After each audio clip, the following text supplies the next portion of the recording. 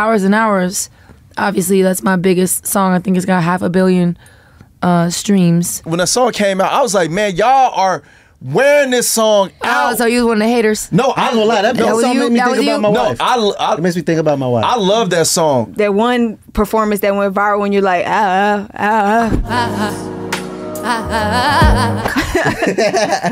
You know, what did I do? I just be having fun, man, being silly, and it's like, I gotta always keep that.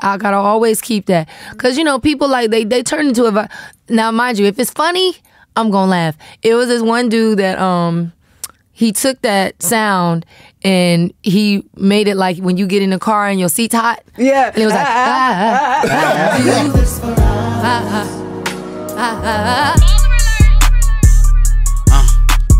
Word with me, yeah, you know BT. Know how it go, shout out OCT. No real cap, call out what we see. Whole game ready, baller blitz on 3. No, you can't stand on your own 2 feet. I already know you can't ball with me. Come chop it up with the squad and me. They get a letter, they calling me. Baller alert. Baller alert. Baller alert. Baller alert. Baller Alert, welcome to the Baller Alert Show podcast, available everywhere you get your podcast. Please continue to like, subscribe, and share our YouTube page at Baller Alert TV. I go by the name of Ferrari Simmons. I go by the name, you know, BT. OCT, what up? Money Long in the building. Hey! She got a gangsta grill. Hey! Not just Hey. Money Long, Grammy Award winning Money Long.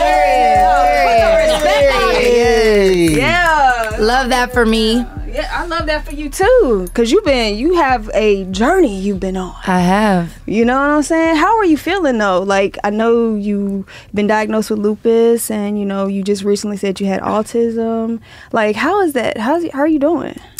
I mean, I'm still doing me. You gotta keep it pushing. You know, I think one thing that keeps me on the right path is just like knowing that everybody has their own journey and their own unique experience, and it's my life and it's my responsibility to make the best of it.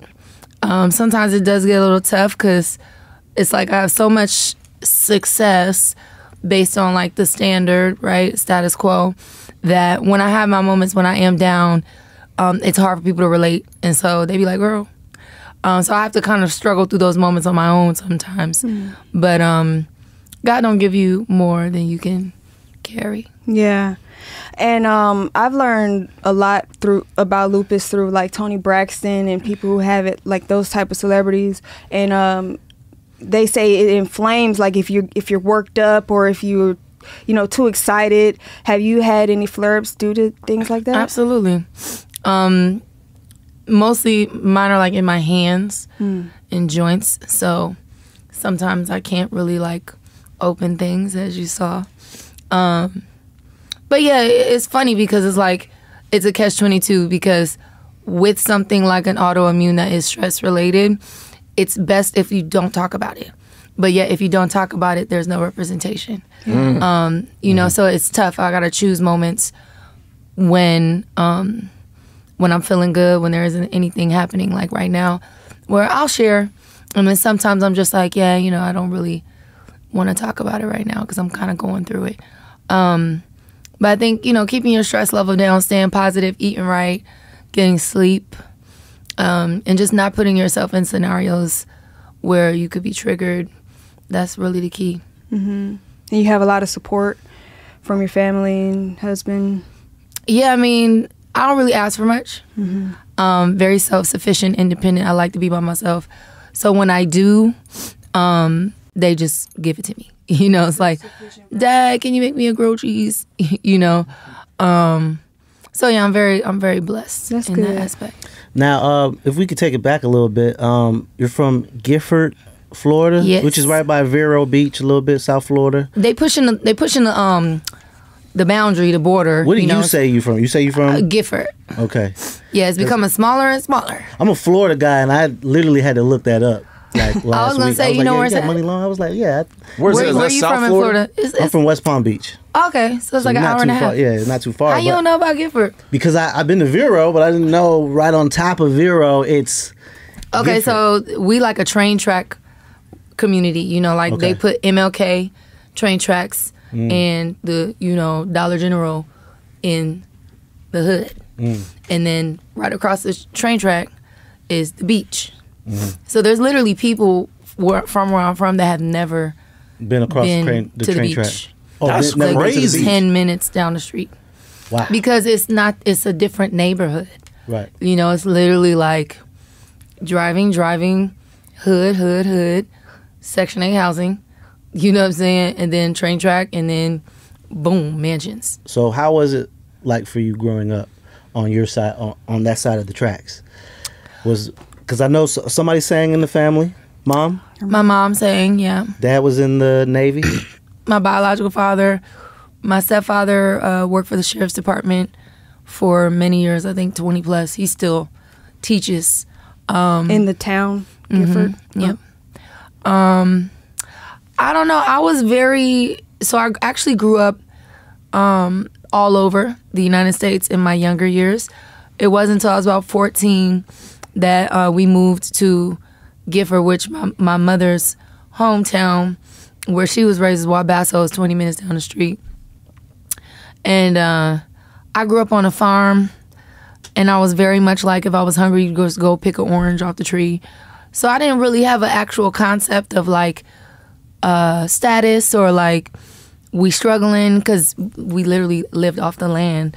But, you know, I didn't have no Jordans or nothing like that. Like, we didn't have designer clothes, you know. We definitely was shopping at JCPenney, you know, buy one, get one for 88 cents. Jeans. So I don't know. I was very oblivious. It wasn't until I got older that I realized, like, wait a minute, that's not right, you know. I don't know. I wasn't. My mom did a good job with keeping us shielded from that kind of stuff. Us as in your siblings? Yes, I have two brothers. Two brothers. Yeah. Older? One older, one younger, and I had a stepbrother. He passed away years ago. So yeah, I'm the only girl. Oh wow. So you was out there, you know, was you milking cows and stuff too? Or? We ain't had no cows, but I did feed the chickens. Okay. We used to fish in the pond. Okay. We had geese. I had a pet hog. Pet hog. Yeah. They are pretty smart. Yeah, well, they killed them and roasted them. Damn. Oh my God. Yeah. Do you slaughter chickens too? No, I don't slaughter chickens. We don't do that. I did have to learn how to gut fish. Okay. When I was younger, because again, we live off the land, so you wasn't allowed. You had to eat what you kill. Okay. So if you kill it, you got to eat it. Okay. You know how to skin a fish? I do, and I don't. I don't particularly When's the enjoy last time it. you did that? That was a while back. Oh yeah, long time ago. We used to shoot squirrels. Oh my God. Y'all We make had that to eat squirrel it. gumbo? Not squirrel, just throw it on the grill.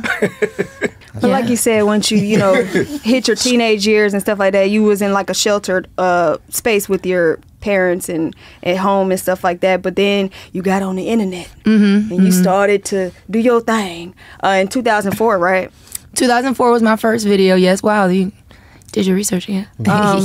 Like you said, you were sheltered, so it's like, you know, I don't think many people, you did sleepovers or slumber parties and nothing like that.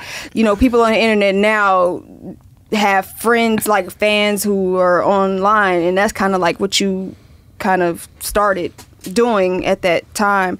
You know, how did that shape you as far as doing your music in 2004? I think it's kind of like two separate things. I think one, my mom didn't let me do nothing, diddly squat. I remember one time this boy asked me to the movies for Valentine's Day, and we've known each other since we were like 7. And he finally was like, yo, can we go to movies? So I told my mom I got all dressed, I had on my pink and red. She drove me to the movie theater. The boy came up to the car. He had chocolates, a bear, flowers, balloons, whole 9 yards. Like, you know, Miss Sheila, I was just gonna let her pick the movie. And my mom was like, okay, 1 second. She rolled the window up. She said, y'all think y'all slick. You know, and mind you, I'm so, like, not even Thinking about your green too a little bit. I'm so green. Yeah. I was just excited that she was letting me do something. Tell me about this lady rolled down the window and said, you at the movies, tell them bye. And And he left. drove off. And the boy was standing there like, with the flowers like, Oh. Yeah, and you've known and I him just for- one little tear coming down my eye. It's like a movie. So literally, for real, And I was so upset and so hurt. But that was my life. She didn't let me do nothing. So I think the computer became my escape, right? Because I could talk to people. Yeah. I could make videos and respond to comments. And I did develop relationships with some of my supporters I still talk to this day from years ago. This one girl named Laquita. She's buying me gifts and stuff. I'll invite her to my shows. You know, it's just like we do create a genuine bond and connection with our fans sometimes. And it's hard to do that now because people be like trolling, pushing it a little bit, like telling me what I need to do and talking to me crazy. And you forget, like, somebody said something like, I was going to beat your ass if you didn't. I said, who was going to be what? You know what I'm saying? Like, if what you didn't sing my favorite song she said at the usually concert. No, they be pushing it. They be pushing it. So sometimes I'll be having to like go in. Like I went in on this girl on TikTok the other day. She couldn't take it though, so I had to erase what I said because I'm like, okay, people are laughing at her a little too much, and you know I know how that feels, so I'm gonna just take it down and give her a break. But I have to do that sometimes to let people know. What did she say? She was just like, girl, you doing too much. You're a celebrity. People gonna tell you what to do, you know? And I was like, so I'm not gonna say what I said, but I basically gave her a taste of her own medicine. Gotcha. And she can handle it. Most fans can. A lot of people are just internet people and they just comment. You know, and a lot of people probably don't think that you're actually gonna see their comment. They don't. They don't think that I'm gonna say anything back. They expect me to be scary. They also don't expect me to have the personality that I have, because I'm from Florida. Like we can't nobody talk junk like somebody from Florida. If you piss me off, I'm calling you all types of roly-poly neck, turtle head. you know, if I'm Whitney, I'm Bobby and Whitney, minus all the extras. You know what I'm saying? You know what I mean? Yeah. I'm very much like, somebody asked me the other day, like, what R&B songs am I listening to in my car? I'm like, I'm listening to Big Dude. I'm listening to Moneybag. I'm listening to Key Glock. I ain't listening to that. Yeah. Well, you don't be listening to R&B? I make R&B. I don't listen to it. Is that like a cleanse for your ears sometimes? Because you just hear it, you write it? No, I just want to jump on my bed and throw things like everybody else. Okay. You know what I'm saying? Like, I remember for like a year straight, I would put on BMF, Rick Ross, and that was my alarm. They come big meat. Literally, like I'll be in the bed asleep, and all of a sudden it's like boom, boom. I think I'm Big Meech every morning. Yeah. And that's how, I think if people, heard your story, like as far as you growing up, you was outside, skinning fish, playing with hogs, shooting raccoons, squirrels. Yeah, squirrels. I'm not over you had a pet hog and then they killed it and y'all ate it. Damn. She a thug. I didn't eat it the first day. So that wasn't a pet. He was my pet. But they tricked me into feeding it and fattening it up and making me feel like, I used to come home every day from school and be like, hey, Powder, talk to him. And he was a wild hog. So he used Powder to... fat, huh?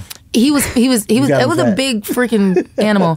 And he would charge at the fence for anybody else, but for me, he was nice. He would walk over and talk to me. And he had these big tusks. And I would go in the house and we had an empty chitlin bucket that we used to put our scraps in. So I'd get the slop bucket, put it in a trough, and sit there and talk to him. And one day I came home and the cage was empty. Uh-oh. And mind you, my grandparents lived on 4 acres, so it was huge. So I walk in, I go straight to the cage. He's not there. I go in the house. I'm like, Granddaddy, where Powder? He took me to the window. It was a big, long window in the front of the house. And he pointed to the edge of the yard. So his cage is over here. He pointed over here. And Powder was there roasting on a spit. Dang. And I just remember falling out being like, no! Not Powder! And I remember calling my mama like, Mama, they done killed Powder. And she said, well, don't eat. So I didn't. The first day I did not eat. But you ate the second day. The second day I was hungry. Did he taste good? It was so good. Yeah, he's with me forever. So wait. Did you ever write a song about Powder? I didn't. No, it's too much. BallerAlert!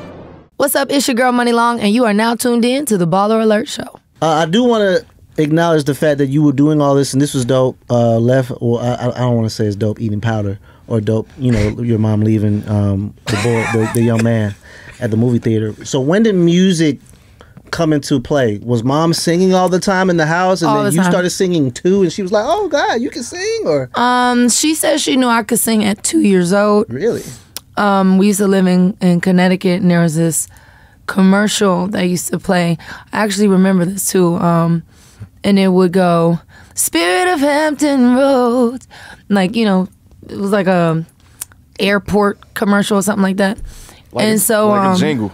Yeah. Mm-hmm. And she said she heard me doing that one day, and she looked, but the TV was off, so she knew that it was me. Nice. And there was always music in the house. My biological father played the trumpet. We had pianos in every house that we were in, upright piano. My mom was always singing. There was always music playing. She used to have like those CD towers full. She had like 3 of them. So it was like always music. Every in the car, she had the CD book. So, I mean, it was just kind of like, I thought everybody could do it because that's just how we were in our house. Even my grandma be, humming and cooking. My biological father also could sing. He had like one of those like high pitched Temptations, stylistic.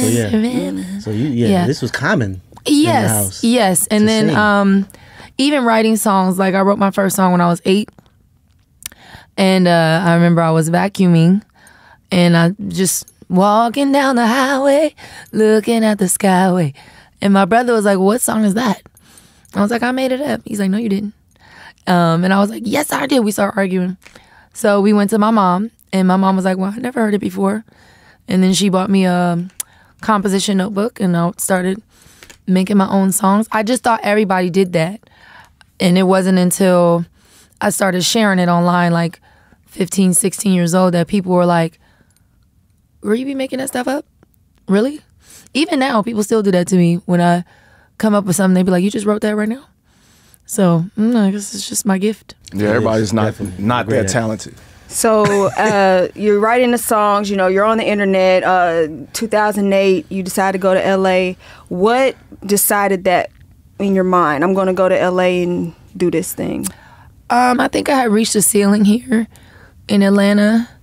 My first record deal, the guy who signed me, him and his lawyer made more money than me on the first record deal I had. And so eventually that money ran out very quickly, actually. Mm-hmm. And I was like, well, damn, what am I going to do?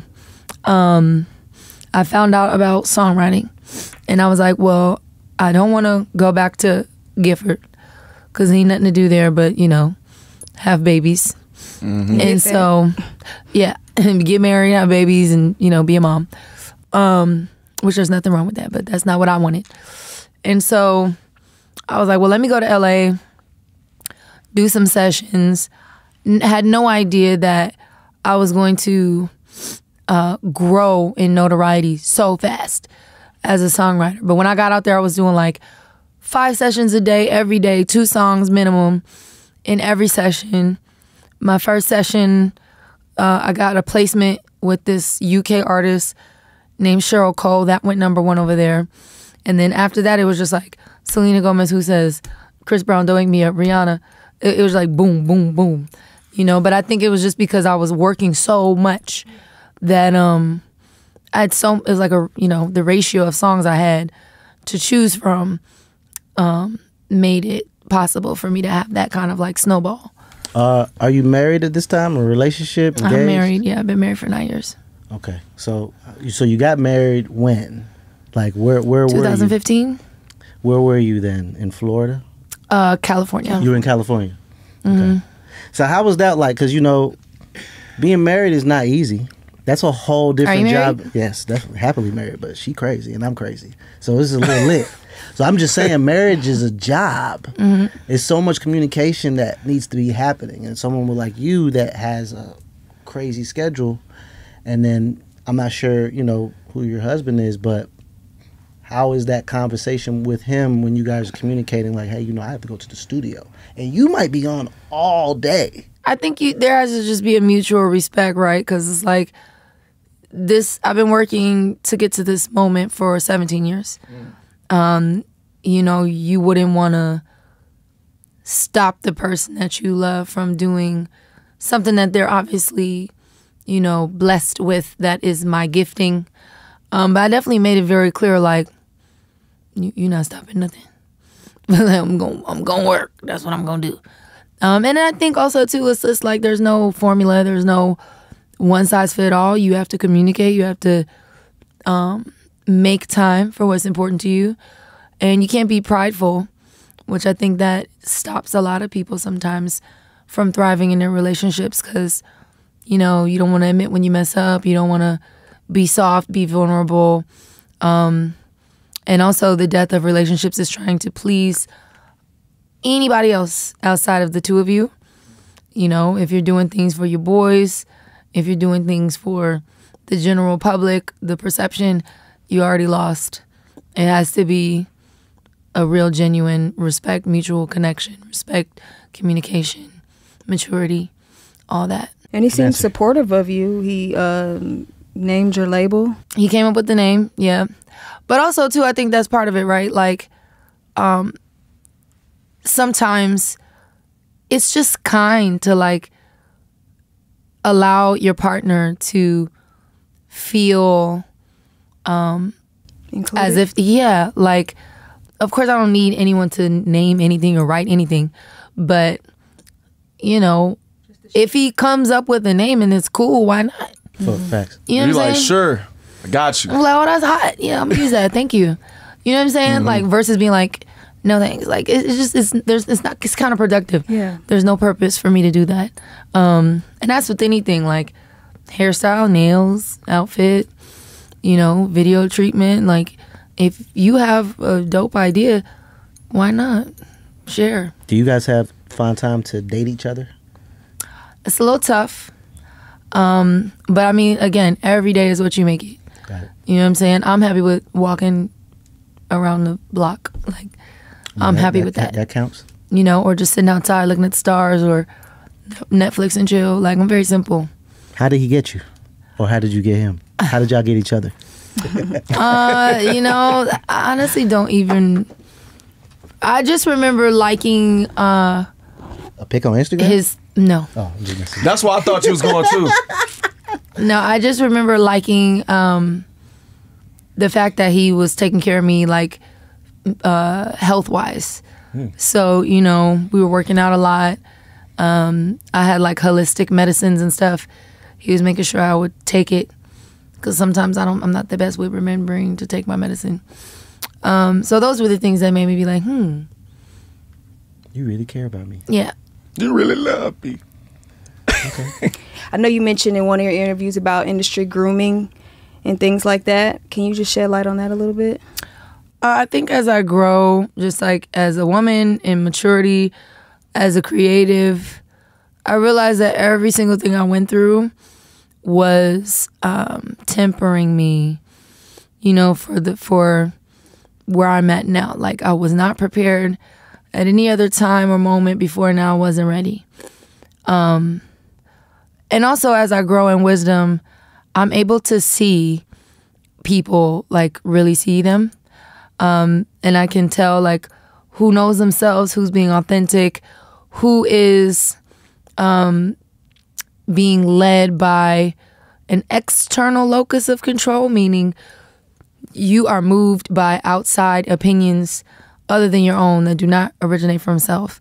And then internal locus of control, meaning you get your guidance from your intuition, your gut, what's on your heart. I call it the God whisper.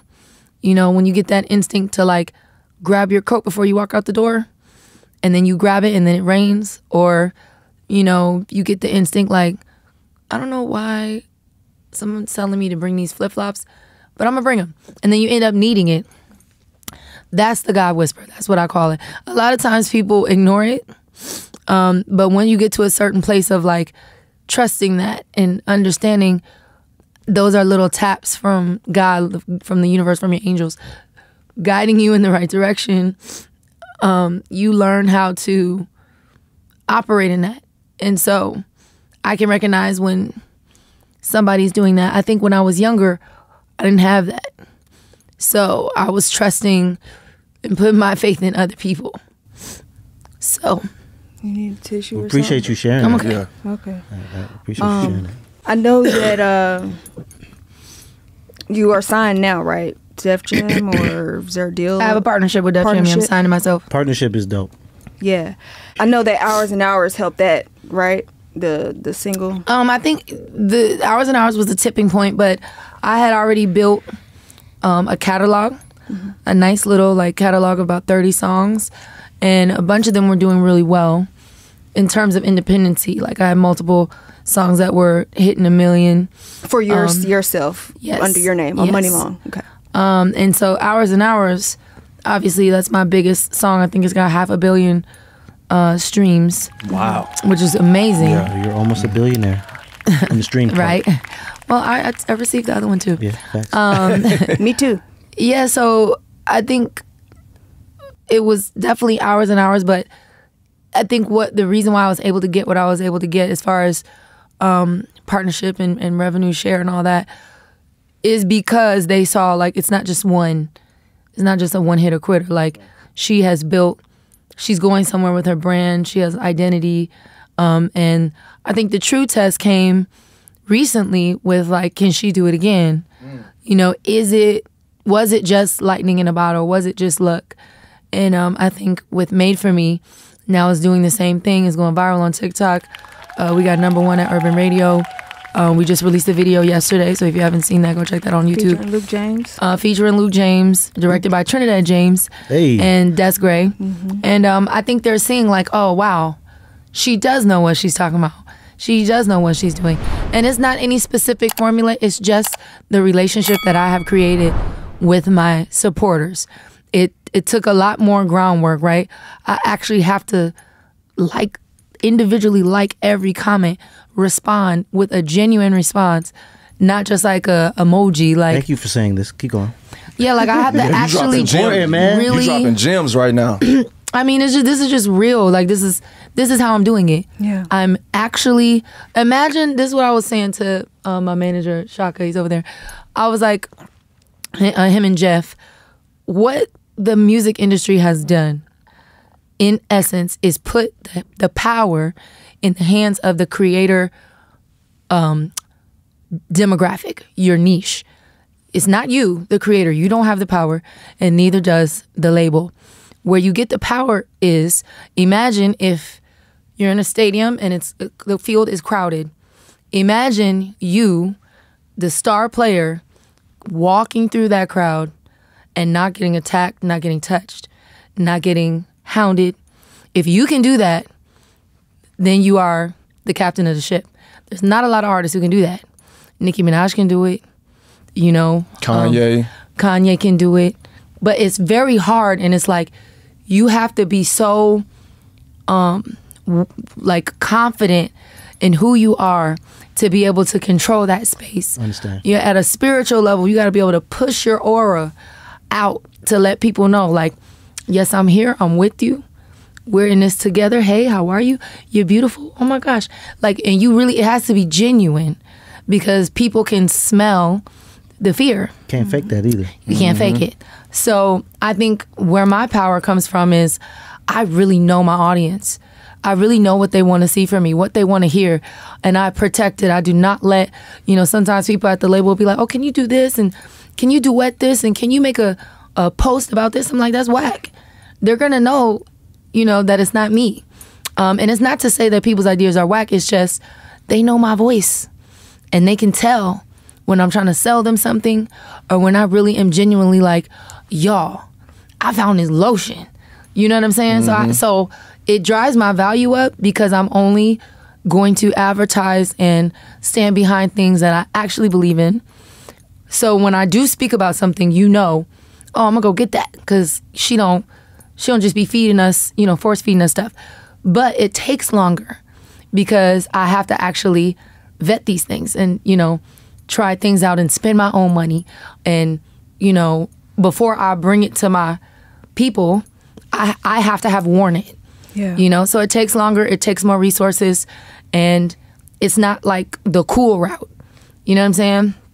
Where like a lot of these influencers, they're wearing and testing the hottest stuff as it's, you know, blowing up. Is about timing for me, and finding the right partnerships. But in the end, at the end of it, I'm creating this foundation that is very strong, and it's not shakable, it's unshakable. So like if I do mess up and I have a moment that isn't so great, it's overshadowed by all the times that I made the right choices. And I'm fine with that. Like my goal was never to be famous. It's to be able to express myself at a high level for a very long time until I get tired of it. And of course, being successful and having brand recognition and people knowing who I am visually, and knowing who I am as a personality helps to be able to do that, to bring in more opportunities. But that's not the goal. So I think, as I said before, I wasn't ready before now. I wouldn't have been able to understand that, 10 years ago. Do you think this power came from when you stepped out of Priscilla and into Money Long? I think so in that transition period, yes, but it didn't have anything to do with music. It was just, I had asked a old friend of mine, Wilmer Valderrama. I don't know if you guys watch that 70s show. He's Fez, foreign exchange student. And of course he's grown, he's on like NCIS now. But I asked him a long time ago, I was like, Wilmer, how do you know when it's time to grow up? I think I was like 20 when I asked him this. And he was like, when you get tired of making the same mistakes over and over, you start changing things and tweaking things and doing things differently. And that really hit me. I had to think about it for a long time. Like, what do you mean? What do he mean by that? And so I started watching how I talk about myself, watching how I talk about others, watching when you get that little envious feeling when you see somebody doing something that you wish you were doing, changing the momentum of that thought into like so now instead, when I see somebody doing something that I want to be doing, I don't even feel envy anymore. I'm remembering to say, that's for me. I would love to experience that, And so you're calling these things into your experience with a positive polarization versus like the opposite of that would be, dang, how come it never works out for me, man? I get right there. It's always something. You got to watch that. You can't talk like that. And it takes literally, you have to brainwash yourself. So I was listening to self-help books, meditations, ask-formations. So basically affirmations in the form of a question like, why am I so successful? Why does everything always happen for me so easily? Why is my bank account so full? Things like that. Before I go to sleep, first thing in the morning, I'm listening to my books. I'm turning on. There's so much stuff on YouTube, like for free. Therapy, Reiki. A lot of stuff, yeah. Facts. Yeah, so like I did a very holistic like rebranding as well internally. And then what you guys see is the product of that, very surface level, how I dress, how I talk, my music, my videos. But there's so much more deeper work that I've been doing. You said you had that conversation with Fez. Well, he's not really Fez, but at 20. And 21, you became a millionaire, or you made your first million. This is the BallerAlert show, and just to touch on the financial aspect of it, can you just shed some light on financial decisions and when you get into making money? I mean, I think I've seen so many interviews where like people will share when they first started getting money, they blew it. Yeah. And I definitely blew a lot. Not understanding just how business works and taxes and what you can write off and what you can't, and rent and loaning people money and, thinking you're going to get it back and you never will. You don't get it back. They don't give it back. We just had ATL Jacob who said he blew his money, like, and Future told him you was gonna blow it. Yeah, ATL Jacob said that Future said every person in the industry that makes a lot of money goes broke the first time around.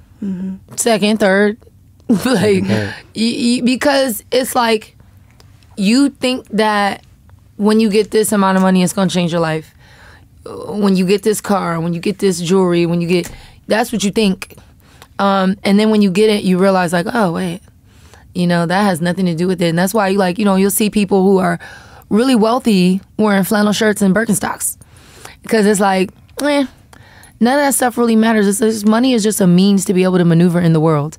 So like, if I want to get up at 2 a.m. and fly to Dubai, I need to make enough money where I can do that. And the rules do not apply to me because I make my own magic. And the only reason why I understand that is because I've tried it every other way, right? So like, as much as you don't want your baby, I don't know if you have kids, as much as you might not want your baby to touch that hot stove, they gotta touch it to see, that's why you don't do that. You know? And so like, there is something very in the humanness of like existence, right? If that doesn't even make sense, but you get what I'm saying. What you're saying. There's just something about us where we gotta see for ourselves and experience it for ourselves. There is no better teacher than experience. It doesn't matter how much I tell you that's not gonna turn out good. You're not gonna really understand it. Yeah, you're not until you know, it don't matter how much your mama tell you or your sister or whoever be like, man, treat that girl right, do the right thing. Until you lose her, you're not gonna get it. You're not gonna understand. That's true. And so I would just say, man, like, if you plan on being really successful, plan on losing. Plan on losing, you will, but get back up. Like, get back up. Don't let that stop you. I've failed. I can't even tell you how many times. But I got back up and I'm like, well, you know, what else am I going to do? Is that why you made your name Money Long? Money Long? It's definitely an affirmation for sure. Because it looks, when you look at it, you say, oh, it's Muni Long, but it's Money Long. Yes. Why? M-U-N-I. You know, just want to be different. Okay. Also, there was nobody else with that name. It was nowhere. It did not exist. When I first changed my name, now if you go online, there's a bunch. I Googled it. I always do that. I do that with like song titles. Any ideas I might have, I Google to make sure that it doesn't exist so that I can own it. But yeah, I just... There's a bunch of money loans on the internet? Now, yeah. Oh. I want to know, how do you approach a song when you're writing? Good question. I'm channeling. So almost like a freestyle. Okay. Most of the time. Do you have to be there with the producer making it from scratch too? Or I don't have to. That's ideal though. That's the ideal. So that's what I've been doing on this project. But now I could do it to a track, like with Hours and Hours. That was a beat I found on YouTube. I was washing dishes, and I was like extremely bored because I hate cleaning up. Found that beat on YouTube. Found that beat. Bought it. That's a long story. Yeah, because I bought it, but the producer didn't actually have the right to sell it to me. Oh so my God. It turned into a huge thing. But we're not gonna talk about it. I gotta give you your flowers on that song because that's a very slow song. I'm a DJ, and in Atlanta, you had to play that in the club, and it's the slowest. You know, song. I still haven't heard that song in the club. You haven't heard the song in the club? I heard it in Magic City, but even when you went to Ladies of R&B, of course. But I mean, like in the club, like everybody's singing it at the top of their lungs. I've never, because during the peak of it, it was COVID. Oh, you know, Atlanta was and open. I was not going outside. Atlanta was open, so but I was in you LA. can't be compromised at all. I was not going outside. I got people were trying to book me. They was getting mad, like, "Yo, we got this money for you." I'm like, "You also got the COVID. You also have the COVID." But you know, you can't play with lupus. That's an autoimmune disease. Right. Like you can't do that. Understood. Yes, because then I'll be in the hospital bed, and you know, hours. All I was trying to do was smoke hookah. It's not.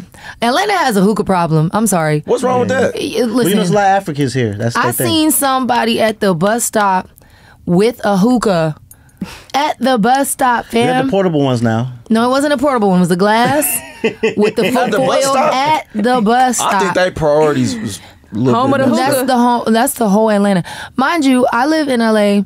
I've been there for a decade. Ain't no hookah out And there. Yes, it is. Where? It is. In the sense that you would go to like the Mediterranean spot or the halal spot. Yeah. And then you could do hookah at night. They give it to you with like milk to make it smoother. They put like the fruit around the You rim. know what you're talking about over and there. it's the shisha. Yeah, Yeah, the shisha. Which Yup. is like Shisha. the gel Yeah. tobacco. Bro, they not giving you shisha. You're getting regular tobacco in that hookah. And it's not the coal. They're supposed to come around and tap that coal every few, 30 minutes to tap off all the soot. So next time when y'all go do hookah and you pay attention, they're not doing that, but the coal is getting smaller and smaller. It's going through. No, no, it's not. It's going in the air. That too. So like if you're in the hookah spot and your throat is burning, when you go home and you blow your nose and see how much soot is in your nose, it's so unhealthy. Yeah. And then you're not supposed to be smoking out the plastic, because that plastic, all the microplastics going in your throat. It's supposed to be a wooden nozzle. Teach them. So I'm just like, y'all not doing hookah, y'all are doing spooka. Okay. That's not hookah. Spooka. It's spooky. Yeah. That hookah is killing y'all. Man, Muni, you need to do some jingles. You got Yeah, jingles. you sure need to do some jingles. Can you jingle them us jingles be a paying. break? Can you jingle us to a break? Baller alert, baller alert. We'll be right back. Baller Alert! What's up? It's your girl Money Long, and you are now watching the Baller Alert show on Revolt. Mooney Long on the Baller Alert show, made for me. Where did you come up with this? So I did on the BET Soul Train Awards this past November. I did a rendition of Made for Me that had a bridge, which featured vocalists, choir vocalists, and my favorite vocalists. And I did the arrangement for that with a young man named Jawan, who's also singing, and Walter Millsap. And I just wanted, like, sometimes choirs can be a little cringy, right? But I felt like this song gave, especially those chord changes on the bridge, it definitely gave like praise and worship. 'Cause I used to lead the praise and worship team like when I was heavy in the church, because that's all my mama would let me do. So I decided like, okay, let me go back to my roots and bring that into the performance. And it was also probably one of my more simpler performances I've ever done, because I'm like, okay, you know, the only thing you can do is if you keep going up and up and up, you got to bring it back down to bring it back up. Otherwise, it's just you're going to end up like hanging off the roof by your pinky toe. So bars. You know what I'm saying? So I had to bring it back down, do something a lot more simple. And then for the music video, I wanted to do something around Halloween where it was like Frankenstein kind of, I lose my lover and then I go to the morgue and I get all these body parts and sew them together and make my perfect person. But that was a little bit too gory. And also like sometimes as a black female artist, you have to understand that while you might not be, because black women are not a monolith, there's emo girls, there's luxury girls, there's the hood girls, there's the bookworm nerdy girls, the city girls, Mm-hmm. You know, so it's like there's so many different kind of black woman, but what the general public wants to see from a black woman is a small set of things that they will accept. And so I kind of understood that like, okay, even though that is going into like the sci-fi anime bag, everybody don't want to see that from me, so let me just temper it and like turn it down a little bit. So I teamed up with Trinidad James and Des Gray, and they tweaked my treatment to make it be AI, robot, black people in tech. And so without giving you too much, basically the concept was that maybe if you know, when you think about the conversation on Twitter, and Spiritual World posted a lot about relationships and the arguments that are happening between black men and black women, and how people feel like the dating pool is piss. Thank God I don't have to do it, but you know, if you listen to what the streets are saying, it's hell out here. And so I remember maybe 20 years ago thinking, wouldn't it be cool to see the person that you're talking to on the phone and then boom, we have FaceTime. And so I'm wondering, you know, just putting it out there, especially, I don't know if you guys follow like any AI pages on Instagram. I'm scared of AI. You already using it? No, I'm talking about You AI. are. AI is going to take everybody's job. You're already using it. It's already I'm happening. talking about the AI that they're trying to prove in the entertainment business, to where they trying to license our voices and face and all this stuff. To I mean, that just becomes a human rights issue, right? But you're using AI every day. Okay, I like AI in their terms, but not the terms where they trying to legalize. I will say Luke James played a good AI at the end when you put them back together. Yeah. Where did Trinidad James come from too? I've known him for a while. I was working with him as a songwriter producer, and I saw that he was doing a lot of Sexy Red stuff. So he transitioned from just being an artist and being, you know, the representative to now assisting other people when it comes to like style, creating content, shooting videos. And so saw him doing his thing with Sexy Red, and I was like, man, that's good for you. And one thing about me, I never like to engage or reach out to people until I actually got something for you to do. So I put it on my list of like, I really want to work with him on something. And I hit him and he was like, let's go. I'm ready. And when I tell you, like, they really like delivered on everything that they said they was going to do, because that's another thing is like, it's priceless when you can find someone who can do what they advertise, right? And in this business, there's a lot of people who will say one thing, and then as soon as you get a little clout, get some success, they switch it up. And then, you know, they want to own everything. They want to take credit for everything. That's whack. That's very whack. But then there are some people, very few and far between, that if they say, I can get you this, they get it, they deliver. Sometimes they over-deliver. They deliver on time. They do it without complaint. Those are the people that you want to surround yourself with. Yeah, for sure. And Trinidad is definitely one of those people. Okay. Is this song leading into a project? Absolutely. I have an album. I just finished it, actually. That's what I'm here for in Atlanta. To finish my project, I'm working with Tricky Stewart. Tricky? Yeah, he's executive producing it. It's one of the goats right there. I got songs with Tommy Brown and Mr. Franks, who did a lot of the Ariana Grande hits that we know and love. Teron Thomas, who did like a bunch of the stuff with Lizzo about Damn Time. He won Record of the Year, Song of the Year last year. He's nominated. Rock City. Yeah. Rock City. He's nominated for Songwriter of the Year this year at the Grammys. I've known him for years. He's amazing. And then The Dream worked with him. And then Kukarel, who does all like my background vocals and my vocal production. He also is part of the reason why I feel like we won Best R&B Performance for Hours and Hours at the Grammys last year. So, Dream Team. I'm excited, man. I'm excited about this because I love your voice. I like your style. Like, you have like nostalgia in your voice too, you know. Thank you. And I even like watching you perform. Like that one performance that went viral when you're like,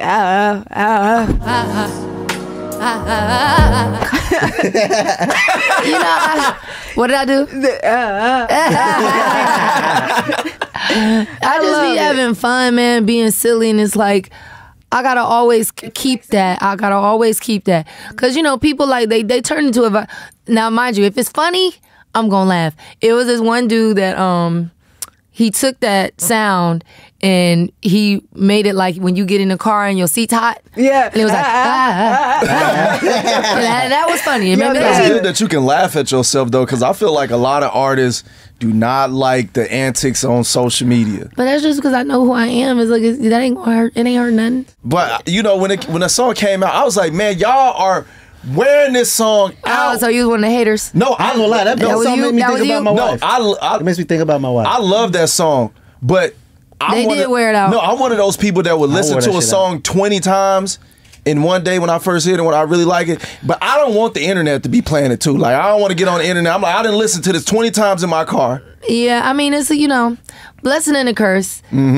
Because while I'm super grateful, and a lot of times too, the way the industry's set up now, if your song is not doing that on the internet, they won't even they pay you dust. So it's like you kind of need it. But I only truly appreciate it when it's organic. Like, you know, I did not pay people. Did like blow that song like up? the Made for Me is like organic, because I think a girl in some blue pants, blue Girl pajama in the blue pajamas. It's a lot of beef going on TikTok about that, because it's two creators that one guy named Ruben J. He made a parody making fun of my Soul Train performance, just like walking in the wind, because it was crazy cold and windy, so you know his wig is like doing like this. You know, it's super funny. Super funny. And like he made it like kind of like the good Christian sanctified version. And then the young girl Marie, she took it to the hood. You know, she was in what was it, TJ Maxx or something like that, in some pajamas. I almost bought those same pajamas from Target, but I got the green ones. And she was in there, you know, just like she thugged it out a little bit, and that's what people are arguing about. Like, she started it first, he started it first. It's like, guys, we all winning. This is good engagement. You know, I'm not mad. I'm not mad. They love fighting on TikTok. I hope they keep making you viral. I do got a question though. When did this guy Shaka come into the picture, man? It's a good guy right here. This is a good guy. He alright. I've been working with Shaka for maybe like 6-8 months now. I don't know. Oh, okay. Something like 6. Yeah. Always obviously been a fan from a distance. And him and Jeff really like take care of me. And it's hard for me, right, to listen to other people because I'd be worried like you're just trying to benefit, you know, in some way. Like, what's the catch? But they're not like that at all. It's like they can actually give me advice and give me the reason why I shouldn't be doing it or I should go this way versus this way. And we have a great chemistry where I trust them, you know, and that's like, it's very, it's very important, especially being a woman, right? Yeah. You know, them working with Luda for all these years is totally different, right? I got to get hair and makeup styling. Before I do anything, I gotta be looking right. I cannot go outside without makeup on, or people are like, well, she looks sick. You know what I'm saying? And I just look regular. So they understand that. They fight for me. As a performer, there are certain things that I need. Like, I went to the Shantae Moore concert last night, and she said it was hot in there. And I was like, it's just me. And then she said it. She was like, thank y'all for boiling for me because I can't sing with the air on.